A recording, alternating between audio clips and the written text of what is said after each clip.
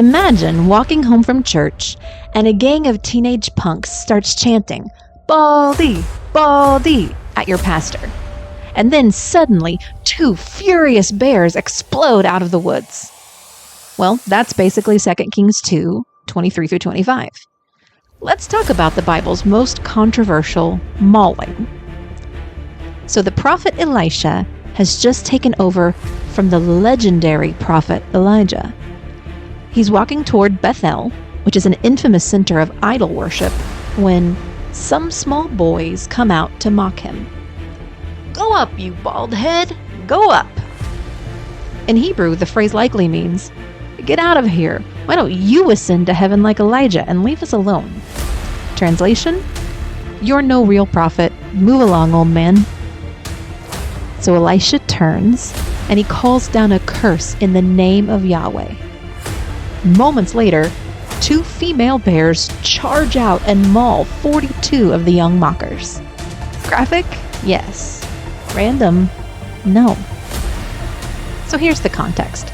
This is what we miss reading this in English. Number 1, small boys. In Hebrew, that's na'ar katan. This can mean youths or young men. Think late teens. This word here can be used to describe anyone from the baby Moses all the way up to apprentices, journeymen, young priests. They're at Bethel. This is a hot spot of golden calf worship. This is hostile territory for prophets. Now the baldness insult, that's public shaming. In the ancient Near Eastern world, it questioned his honor and God's authority. The covenant backdrop for this comes from Leviticus. In Leviticus 26, we are warned that if the people of Israel reject God's messengers, wild beasts will rob you of your children. Elisha's curse isn't a temper tantrum. It's a reenactment of covenant judgment on a community that despises God's voice. So, did God overreact? This story is supposed to make you flinch. It's a prophetic warning shot. When you reject truth, even nature itself turns against you. But notice, the text doesn't say that the bears kill Elisha's critics. It says that they scatter them. 42 is the casualty count, not necessarily the death toll. The text never says they all died. It doesn't say that they lived, but that's not the point. What is the takeaway?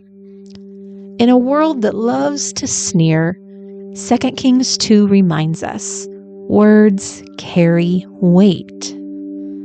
Mockery can harden a whole culture against the very voice sent to heal it. So before we chant with the crowd, maybe pause and ask, am I tearing down what God is trying to build? Sometimes the real miracle isn't bears in the woods. It's a mouth and a heart that chooses respect and reverence over ridicule.